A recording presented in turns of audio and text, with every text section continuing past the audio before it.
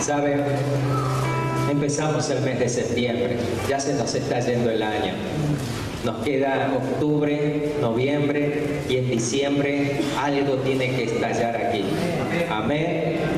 Por primera vez tenemos un lugar donde podemos tener la reunión y simultáneamente un lugar donde podemos seguir adorando y buscando la presencia de Dios. Así que vamos a pasar la semana de adoración e intercesión ininterrumpida. ¿Qué le parece? ¿Quiere ser protagonista de la primera vez que esta congregación haga algo así? ¿No le parece? ¿Quiero que le cuente algo? También es la primera vez, muy probablemente, que en nuestro país se esté haciendo esto. Y ¿saben qué bendición poder estar haciendo esto? ¿Se imaginan? No sé si soltarlo, che. Pero se imagina varios días estar acá. La última vez, ¿cuánto hicimos?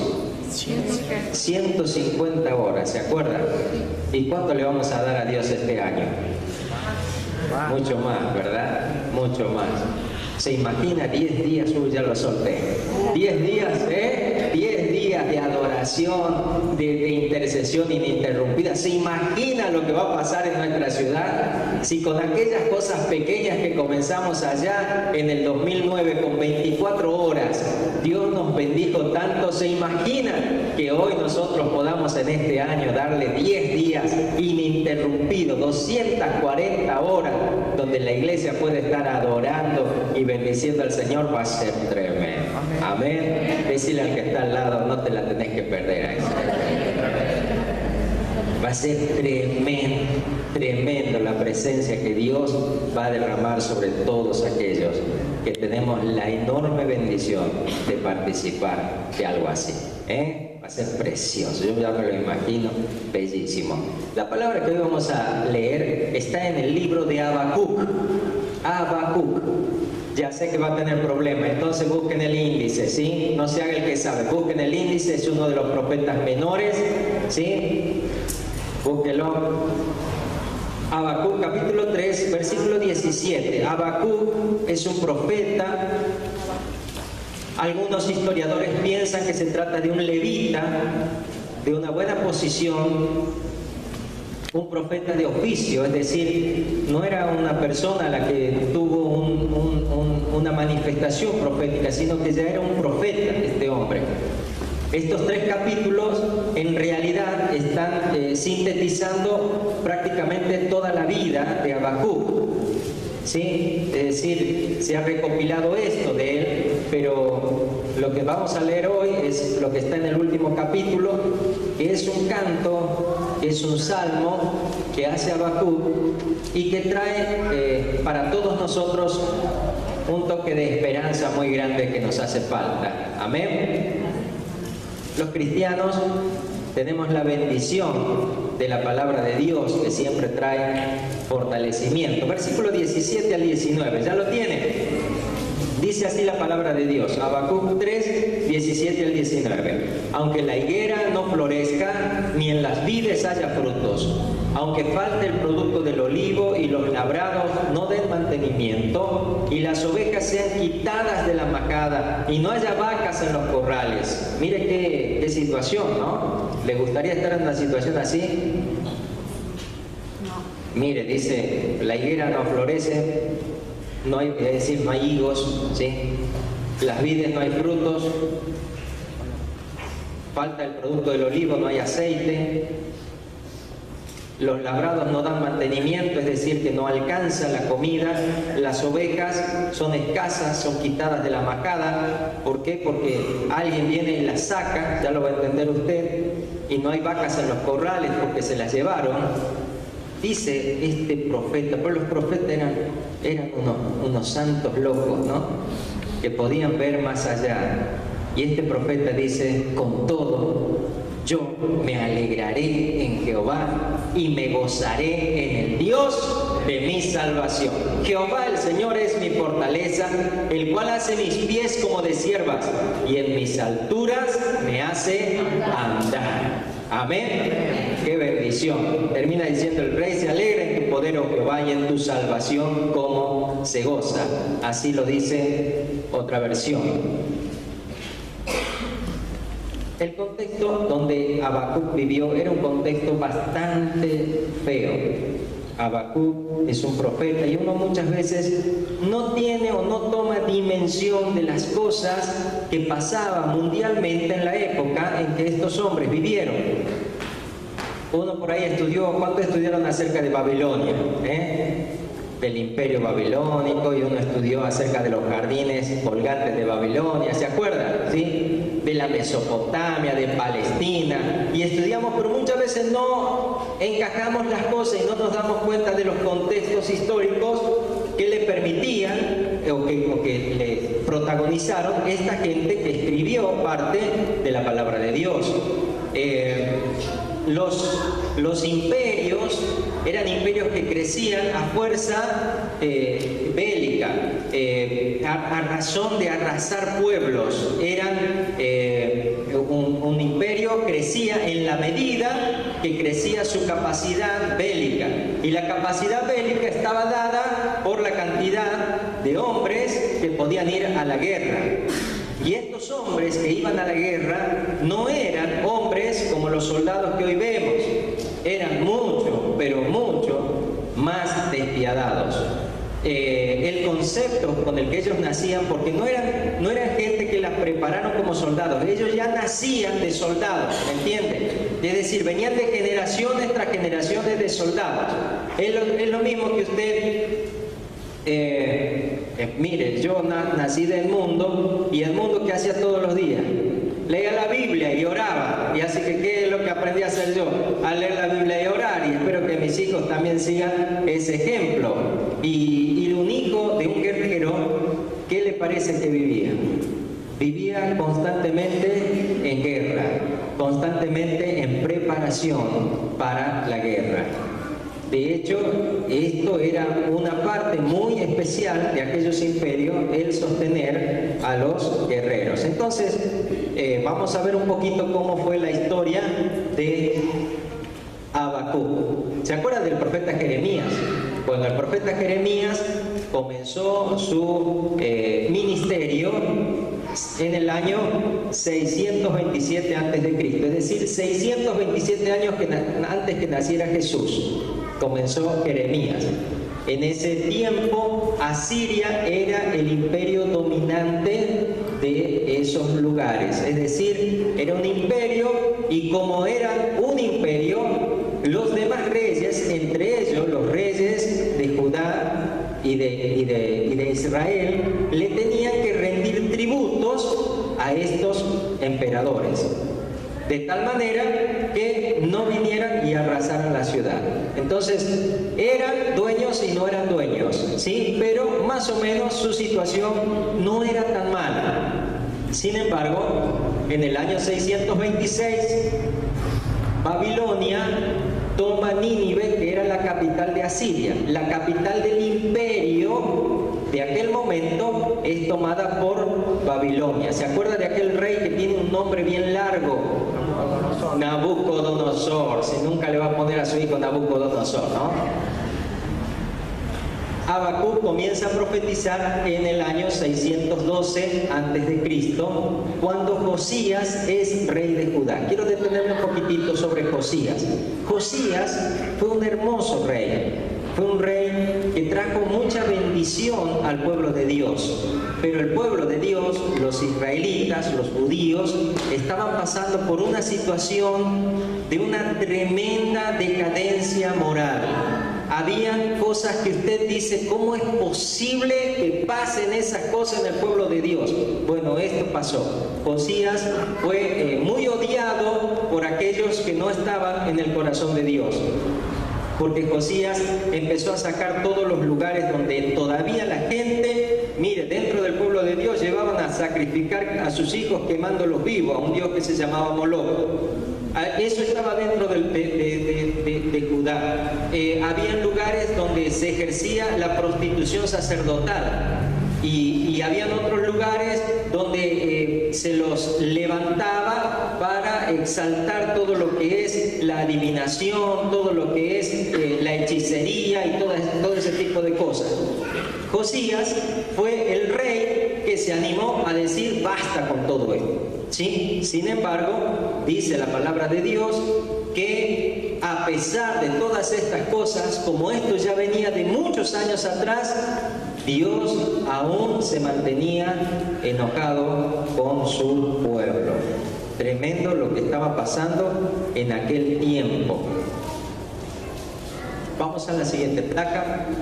En el 609 a.C., sí, en aquel tiempo, marcha hacia el norte los egipcios para ayudar a los asirios y evitar que Babilonia se convierta en el imperio más fuerte de Medio Oriente. Entonces se afligen los egipcios y dicen, como eran aliados de Asiria, que era el imperio dominante, dicen, vamos a sofocarlo a los babilónicos para que no se levanten.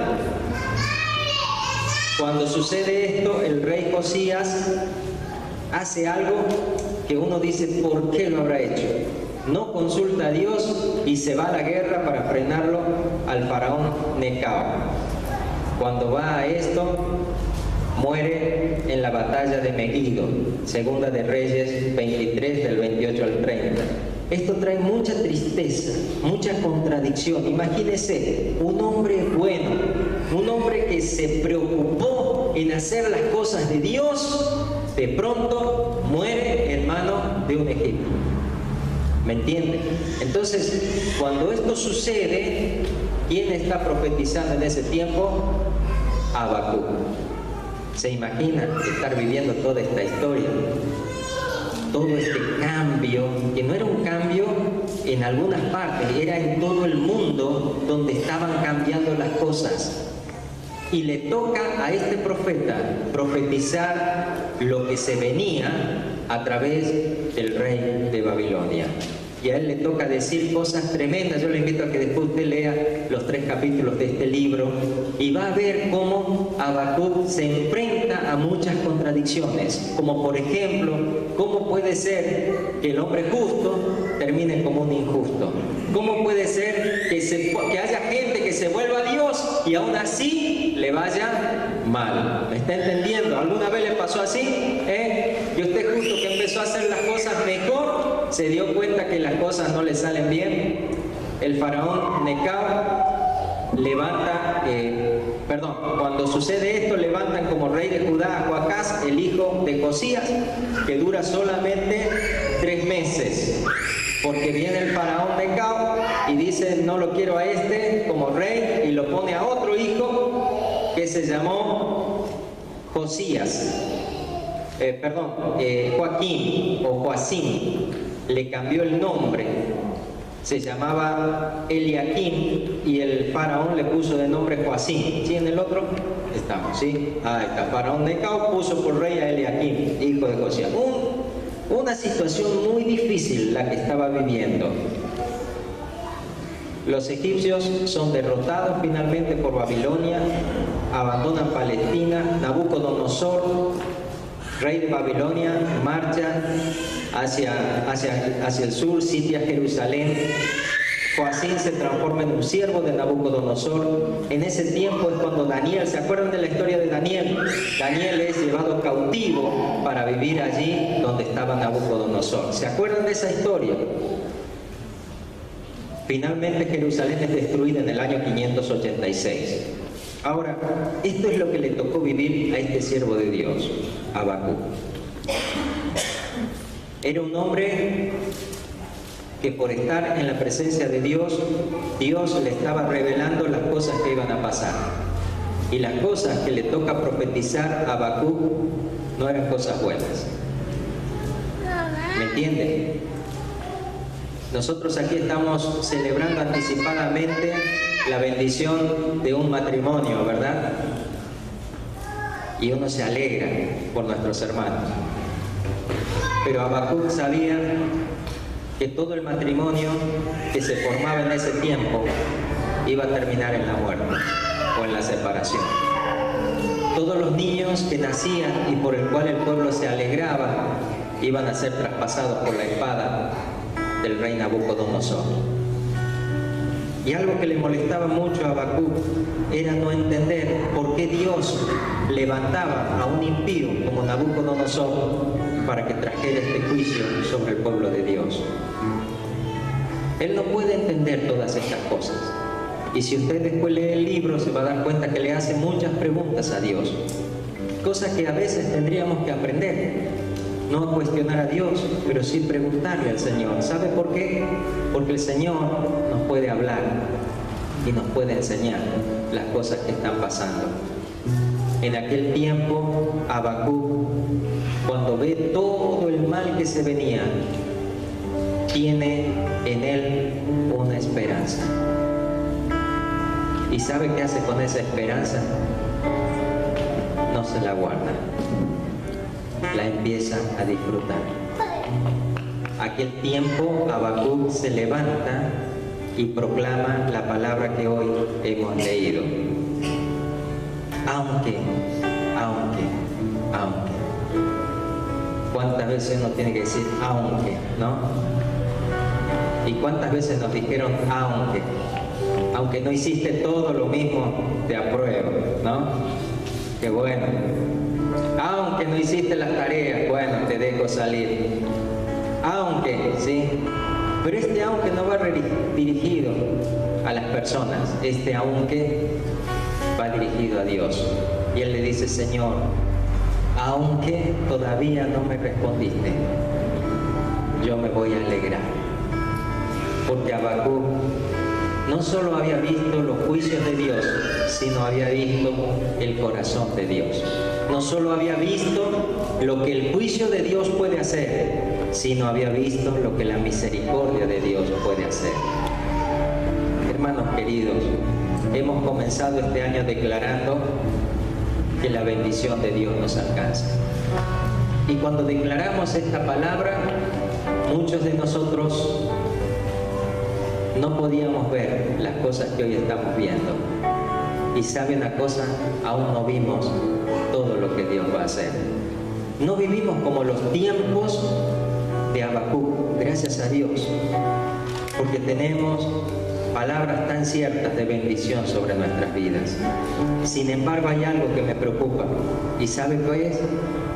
La falta de alegría y de gozo en el pueblo de Dios.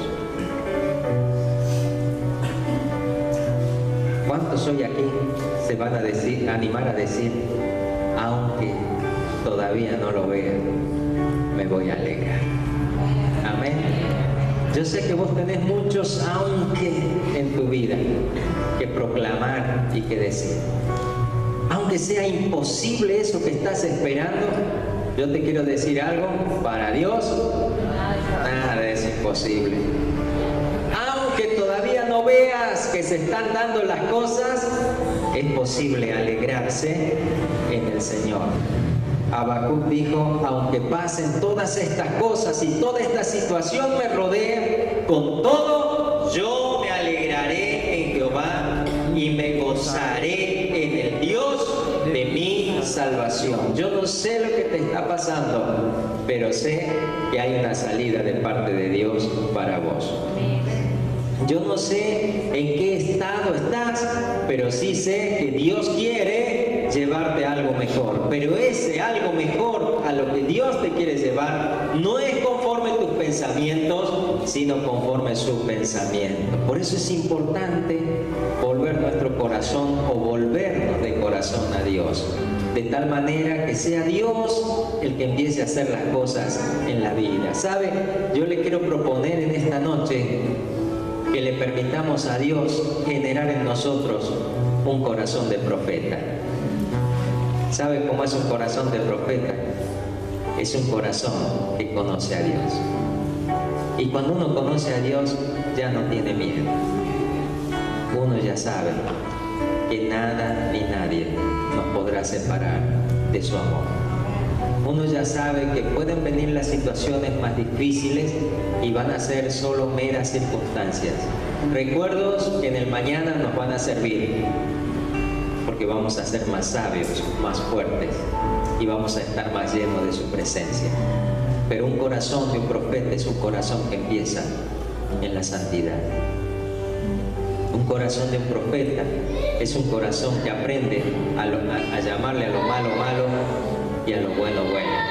Un corazón de un profeta es un corazón que aprende a ponerse de acuerdo, a la permita decir, aunque todavía no lo vean, yo ya me levanto a darle gracias a Dios, porque sé que de Él voy a recibir bendición, porque Él lo ha prometido.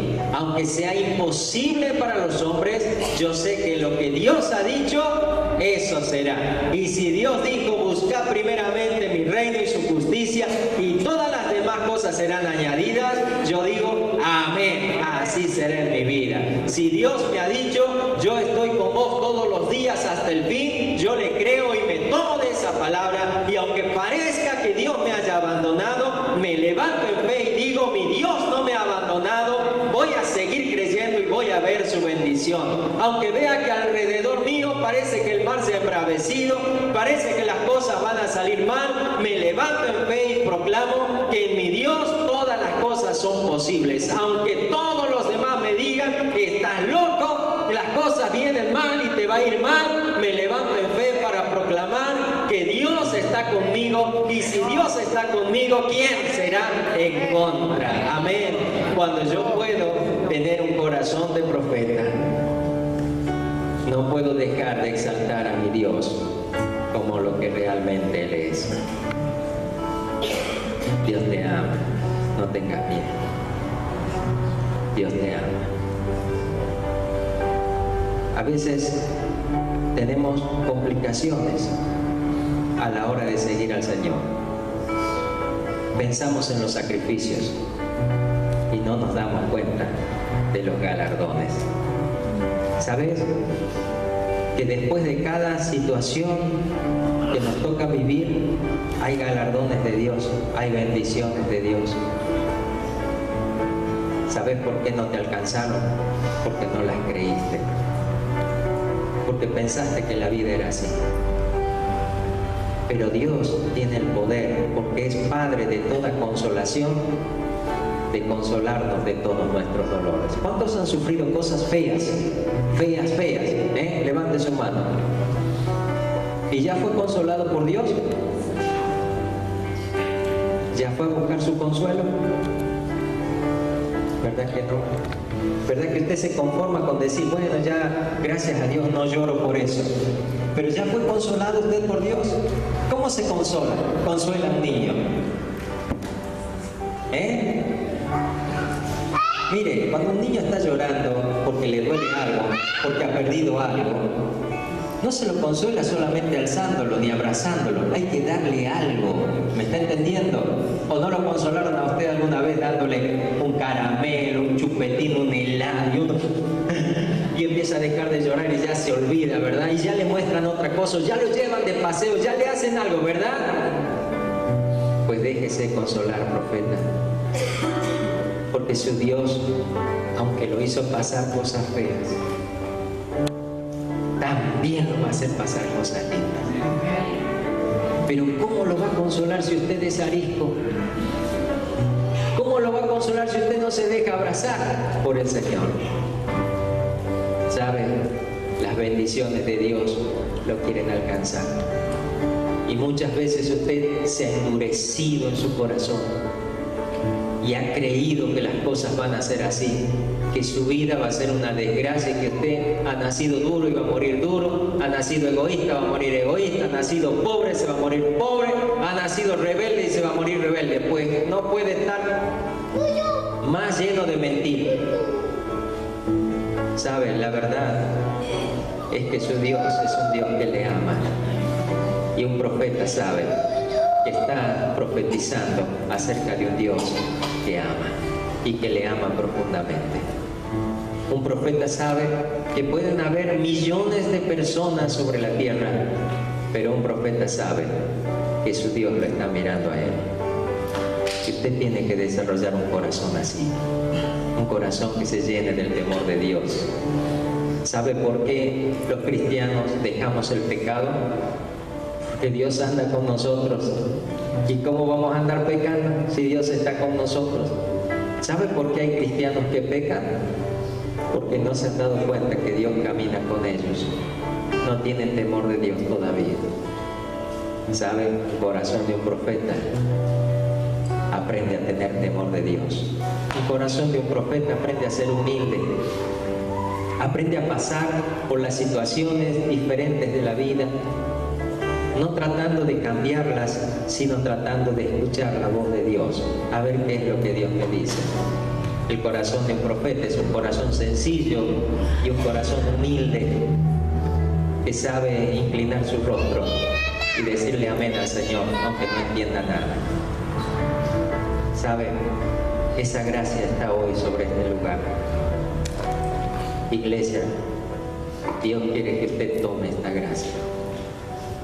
Que hoy usted salga de este lugar como un Habacuc, con esa unción profética que le permita ver más allá de las situaciones difíciles con las que el diablo le ha golpeado de una y de otra manera. No se aflija, Dios sigue estando en el control de todas las cosas. Póngase de pie, vamos a recibir esta unción de Dios.